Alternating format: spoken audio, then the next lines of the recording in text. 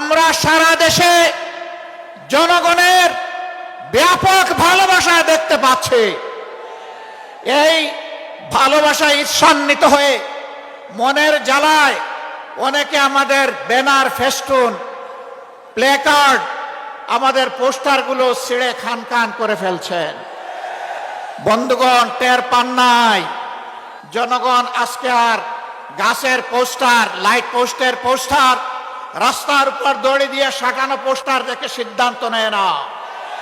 আজকে তারা সিদ্ধান্ত নিয়ে ফেলেছে, যাদেরকে তারা ভালোবেসেছে তাদের বুকের ভিতরে তারা পোস্টার স্থায়ীভাবে স্থাপন করে দিয়েছে। আজ কিছু দল এবং ব্যক্তি বাংলাদেশকে দফায় দফায় তারা দুর্নীতিতে চ্যাম্পিয়ন করে বিশ্বের দরবারে অপমানিত করেছেন। এদের সকলের অতীত রেকর্ড বাংলাদেশের জনগণের হাতে আছে। এমনকি দুঃখের বিষয়, সকল ফ্যাসিবাদ, দুর্নীতি, বৈষম্য, দুঃশাসনের বিরুদ্ধে 5 আগস্টের বিপ্লব অনুষ্ঠিত হয়েছিল। সেই বিপ্লবের পরের দিন থেকে একটা গোষ্ঠী নিজেদের কপাল কিসমত গড়ার জন্য বাংলাদেশের জনগণের উপর ঝাঁপিয়ে পড়েছে। আজ চাঁদাবাজদের দৌরাত্ম্যে সমাজ জীবন অতিষ্ঠ ততষ্ঠ, ত্রাহি ত্রাহি অবস্থা।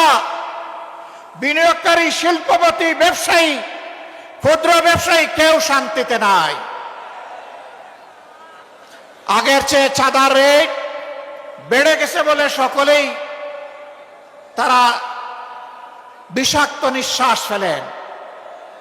তারা বলেন, আগেও ভালো ছিলাম না, এখন আরো খারাপ।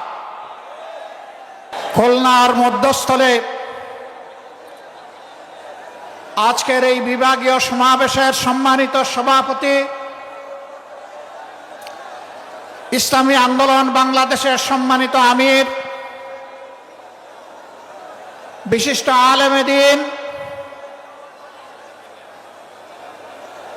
চরমনায় সম্মানিত পীর হযরত মাওলানা সৈয়দ রেজাউল করিম, মঞ্চে বসা 8 দলের শীর্ষ নেতৃবৃন্দ, বিশেষ অতিথি, অতিথিবৃন্দ, বিভাগীয় নেতৃবৃন্দ, স্থানীয় নেতৃবৃন্দ, খুলনার আপাম জনগণ, ভাই ও বোনেরা, আল্লাহ তাবারক ওয়া তাআলা শুকরিয়া আদায় করছে। আল্লাহর দ্বীনের প্রয়োজনে, বাংলাদেশের মানুষের মুক্তির প্রয়োজনে আল্লাহ তাআলা 8টি ইসলামী এবং দেশপ্রেমিক দলকে একত্রিত হয়ে যুগের চ্যালেঞ্জ গ্রহণ করার তৌফিক দান করেছেন। আলহামদুলিল্লাহ। ইতিমধ্যে বিশেষ অতিথি সহ সম্মানিত অতিথিবৃন্দের, নেতৃবৃন্দের মুখ থেকে আপনারা গুরুত্বপূর্ণ বক্তব্য শুনেছেন। এক এক করে স্বাধীনতার 54 বছর অতিবাহিত হয়েছে। এই 54 বছরে স্বাধীন বাংলাদেশের জনগণের লালিত স্বপ্ন অনেকটাই বাস্তবায়িত হয়নি। দৃশ্যমান কিছু উন্নয়ন সাধন হয়েছে, আমরা তা অস্বীকার করব না। এই ভৌত কাঠামোগত উন্নয়নই একটি জাতির আসল উন্নয়ন নয়। একটি জাতির আসল উন্নয়ন হচ্ছে এই দেশ এবং জাতির মধ্যে ন্যায় বিচার বা সামাজিক সুবিচার আছে কি নেই। বাংলাদেশে গ্রাম আদালত থেকে শুরু করে সর্বোচ্চ আদালত পর্যন্ত আজকে যার প্রভাব প্রতিপত্তি নেই, অ্যাকাউন্ট ভর্তি যার কোনো টাকা নেই, বাংলাদেশে তার জন্য কোনো বিচার নেই। একটা দেশ সভ্য দেশ কিনা তার পরিচয় হচ্ছে সেই দেশের শিক্ষা ব্যবস্থাটা কেমন।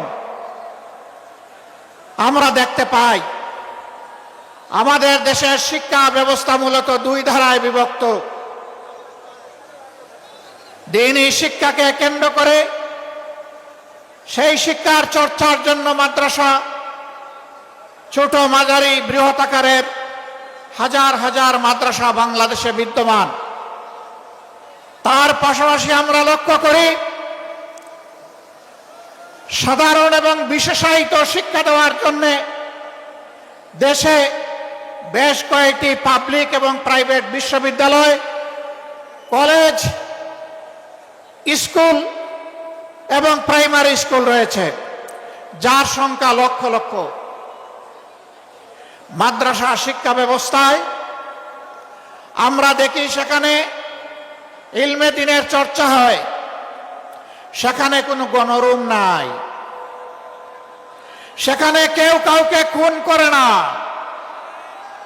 মাদ্রাসার ভিতরে আগ্নেয়াস্ত্রের কোনো মহড়া দেখা যায় না। মাদ্রাসার ভিতরে জ্ঞান চর্চার বাইরে অন্য কিছু আমরা লক্ষ্য করি না। কিন্তু স্বাধীনতার 54 বছর আমরা দেখে এসেছি বাংলাদেশের সর্বোচ্চ বিদ্যাপীঠ ঢাকা বিশ্ববিদ্যালয় সহ অসংখ্য কলেজ বিশ্ববিদ্যালয়ে আমাদের সন্তানদের লাশ পড়েছে, রক্তে ভেসে গেছে, গাজার মদের আসর বসেছে, আমাদের মেয়েদের ইজ্জত দিয়ে টানাটানি করা হয়েছে,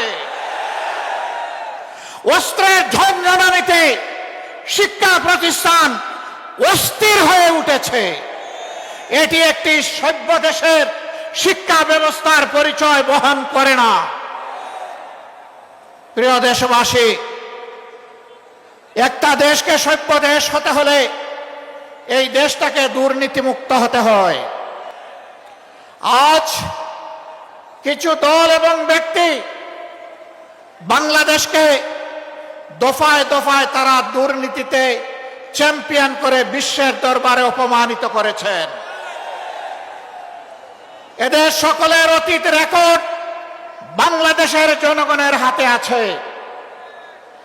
এমনকি দুঃখের বিষয়, সকল ফ্যাসিবাদ, দুর্নীতি, বৈষম্য, দুঃশাসনের বিরুদ্ধে 5 আগস্টের বিপ্লব অনুষ্ঠিত হয়েছিল। সেই বিপ্লবের পরের দিন থেকে একটা গোষ্ঠী নিজেদের কপাল কিসমত গড়ার জন্য বাংলাদেশের জনগণের উপর ঝাঁপিয়ে পড়েছে। আজ চাঁদাবাজদের দৌরাত্ম্যে সমাজ জীবন অতিষ্ঠ ততষ্ঠ, ত্রাহি ত্রাহি অবস্থা। বিনিয়োগকারী, শিল্পপতি, ব্যবসায়ী, ক্ষুদ্র ব্যবসায়ী কেউ শান্তিতে নাই। আগের চেয়ে চাঁদার রেট বেড়ে গেছে বলে সকলেই তারা বিষাক্ত নিঃশ্বাস ফেলেন। তারা বলেন আগেও ভালো ছিলাম না, এখন আরো খারাপ। আমার আগে আলহামদুলিল্লাহ এখানে একজন বিজ্ঞ আলেম, আপনাদের প্রিয় মানুষ হযরত মাওলানা সাখাওয়াত হোসেন সাহেব বলে গেছেন 5 তারিখের পরে আল্লাহ তাআলা আমাদেরকে ওই দেশে বাঁচিয়ে রেখেছেন এবং মুক্তির একটু স্বাদও আল্লাহ তাআলা দান করেছেন, আলহামদুলিল্লাহ।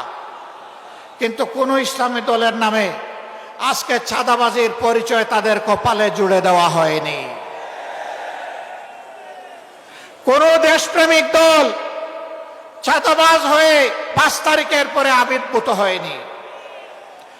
যারা আবির্ভূত হয়েছিলেন দায় এবং দরদ নিয়ে তাদের সাথে বসেছিলাম, তাদেরকে বলেছিলাম এটি শহীদদের রক্তের প্রতি বিশ্বাসঘাতকতা, এটা বন্ধ করতে হবে। যদি বন্ধ করা না হয় বিপ্লবী জনগণ, তরুণ জনতা, কোলের বাচ্চা নিয়ে রাস্তাতে নেমে আসা ওই মারা আমাদেরকে ক্ষমা করবে না।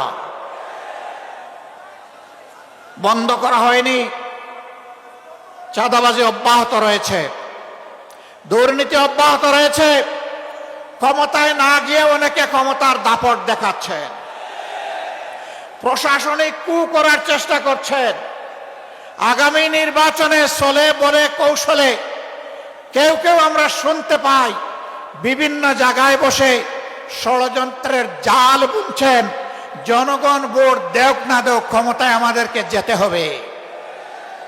বন্ধুগণ, বেলা শেষ, দিনও শেষ, ওই সূর্য ডুবে গেছে। এ বাংলাদেশে এটা আর হবে না, এটা আমরা হতে দেব না ইনশাআল্লাহ। আমরা তরুণ যুবকদেরকে জিজ্ঞেস করতে চাই, যাদের বয়স 35 কিংবা তার নিচে, তিনটা নির্বাচনে ভোট দিতে পারো নাই, অর্থাৎ সারা জীবনে একটা ভোট দিতে পারো নাই। আগামীতে তোমাদের ভোট নিয়ে কেউ ছিনিমিনি খেলুক, কেউ চুরি করুক, কেউ তোমাদের ভোট হাইজ্যাক করুক, তোমরা কি তা বরদাস্ত করবে? আমরা তোমাদেরকে কথা দিচ্ছি, তোমাদের ভোটের পাহারাদারি করার জন্য আমরাও যুবক হয়ে সেদিন তোমাদের সাথে একইভাবে লড়বো ইনশাআল্লাহ।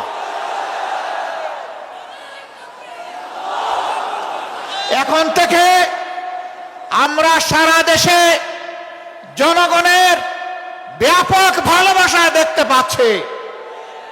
এই ভালোবাসায় ঈর্ষান্বিত হয়ে মনের জ্বালায় অনেকে আমাদের ব্যানার, ফেস্টুন, প্লেকার্ড, আমাদের পোস্টারগুলো ছিঁড়ে খান খান করে ফেলছেন। বন্ধুগণ, টের পান নাই জনগণ আজকে আর গাছের পোস্টার, লাইট পোস্টের পোস্টার, রাস্তার উপর দড়ি দিয়ে সাঁটানো পোস্টার দেখে সিদ্ধান্ত নেয় না। আজকে তারা সিদ্ধান্ত নিয়ে ফেলেছে, যাদেরকে তারা ভালোবেসেছে তাদের বুকের ভিতরে তারা পোস্টার স্থায়ীভাবে স্থাপন করে দিয়েছে। রাস্তার পোস্টার ছিঁড়তে পারবা, বুকের পোস্টার ছিঁড়তে পারবা না। অতএব ওই পোস্টার ছিঁড়াছিঁড়ি করে কোনো লাভ নেই।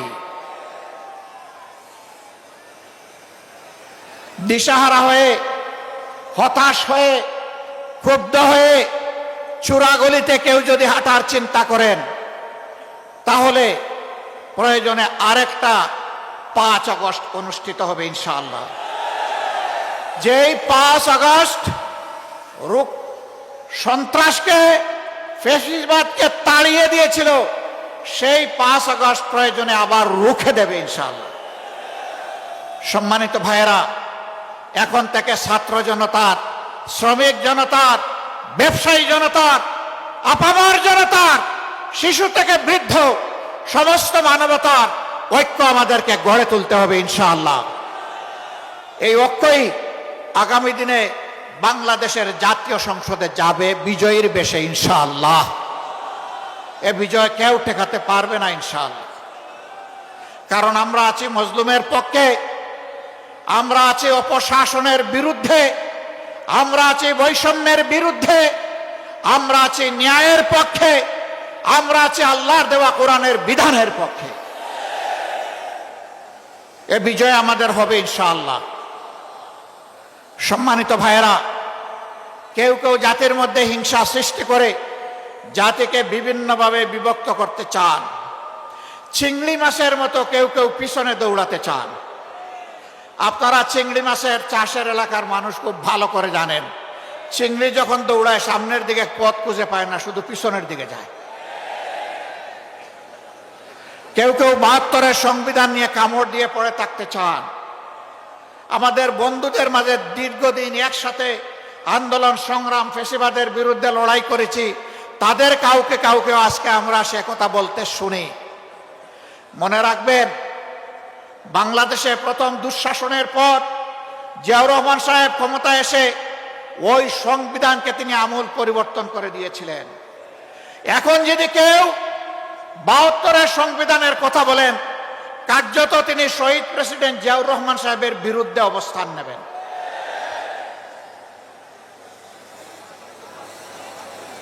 ৭২-এর সংবিধানের কথা আজ যিনি অত্যন্ত সংকটজনক অবস্থায় আছেন, জাতির এক শ্রদ্ধার কেন্দ্রবিন্দুতে যার অবস্থান, বেগম খালেদা জিয়াও কখনো ৭২-এর সংবিধানের পক্ষে কথা বলেননি। আমরা আর ভুলেও ৭২-এর এই ফ্যাসিবাদী সংবিধানের কথা বলবেন না। সম্মানিত বন্ধুগণ, আজকে আপনারা যারা এখানে এসেছেন তারা খুলনার জনগণের, আপামর জনগণের প্রতিনিধি হয়ে এসেছেন। আমরা আপনাদের কাছে অনুরোধ জানাবো, ব্যক্তিগতভাবে এই নেতৃবৃন্দ খুলনার প্রত্যেকটি ঘরে, অন্তত প্রত্যেকটি এলাকায় গিয়ে যদি জনগণকে সালাম দিতে পারতেন খুব ভালো হতো। কিন্তু 18 কোটি মানুষের এই দেশে সারা বাংলাদেশে নেতৃবৃন্দকে দৌড়াতে হবে। এ কাজটা তাদের পক্ষে এককভাবে সম্ভব হবে না। তবে আপনারা যদি সবাই সিদ্ধান্ত নেন, আপনারা এই নেতৃবৃন্দের আওয়াজের প্রতিধ্বনি প্রত্যেকটা ঘরে ঘরে পৌঁছে দেবেন, তাহলে অবশ্যই এটা আপনাদের পক্ষে সম্ভব হবে। এই নেতাদের অ্যাম্বাসেডর, আগামী ভোট ওই দিকে, আপনাদের দিকে, ঐক্যের দিকে, বিভক্তির বিপক্ষে, ন্যায়ের পক্ষে, কোরআনের পক্ষে, জনগণের পক্ষে। আমরা এই 8 দলের বিজয় চাই না, আমরা 18 কোটি মানুষের বিজয় চাই। আমরা কোনো দল বিশেষের বিজয় চাই না, আমরা মজলুম জনগণের বিজয় চাই। আমরা আল্লাহর কোরআনের বিজয় চাই। সেই বিজয়ের মিছিলে আপনারা সবাই জান প্রাণ দিয়ে লড়াই করে যেতে রাজি আছেন? আমরা যে 5 দফা কর্মসূচি ঘোষণা করেছি, যার ভিত্তিতে এখন এই আন্দোলন চলছে, আমাদের স্পষ্ট বক্তব্য, আমাদের দাবি পূরণ না হওয়া পর্যন্ত আমাদের লড়াই চলবে। আর আমরা জনগণের জন্য যা করতে চাই, দুর্নীতিমুক্ত সমাজ, ন্যায় বিচার সকলের জন্য, এবং তার পাশাপাশি অর্থনৈতিক ব্যবস্থাকে ঢেলে সাজানোর থাকবে। আমরা যুবক যুবতীদেরকে কথা দিচ্ছি, বাংলাদেশ তোমাদের হাতে তুলে দেওয়ার জন্যই আমরা এই আয়োজন করেছি। তোমরা তৈরি হও, এ বাংলাদেশ আমরা তোমাদের হাতে তুলে দিতে চাই। আমরা সাথে থেকে তোমাদেরকে দোয়া দেব, সহযোগিতা করব। সন্তানেরা দেশ চালাবে সুন্দরভাবে, এটি হবে মানুষকে মানুষও বানাবে, আবার একজন দক্ষ কারিগর বানাবে ইনশাআল্লাহ। সেই বাংলাদেশ গড়ার চলমান এই আন্দোলনের সংগ্রামে বাংলাদেশের 18 কোটি মানুষকে শরীক হওয়ার উদাত্ত আহ্বান জানিয়ে আজকে যারা এই আয়োজন করেছেন তাদেরকে কেন্দ্রীয় সংগঠনের দায়িত্বশীল নেতৃবৃন্দের পক্ষ থেকে আন্তরিক কৃতজ্ঞতা এবং ধন্যবাদ জানিয়ে আমরা মহান আল্লাহ তাআলার সাহায্য কামনা করে আগামী দিনে একটা ফ্যাসিবাদ মুক্ত সমাজ দেখার আকাঙ্ক্ষা প্রত্যয় রেখে আমার কথা এখানেই শেষ করছি। আল্লাহ হাফিজ। বাংলাদেশ জিন্দাবাদ। বিজয় হোক জনতার। আসসালামু আলাইকুম ওয়া রাহমাতুল্লাহ।